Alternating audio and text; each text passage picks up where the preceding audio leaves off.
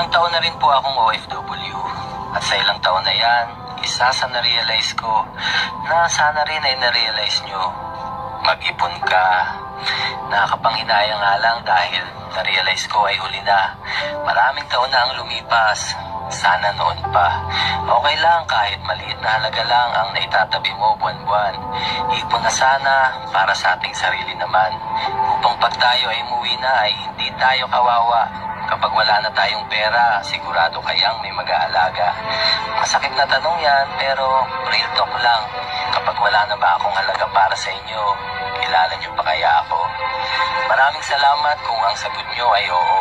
Pero alam niyo ang pangamba ko, kung maramdaman kong hindi ang sagot niyo.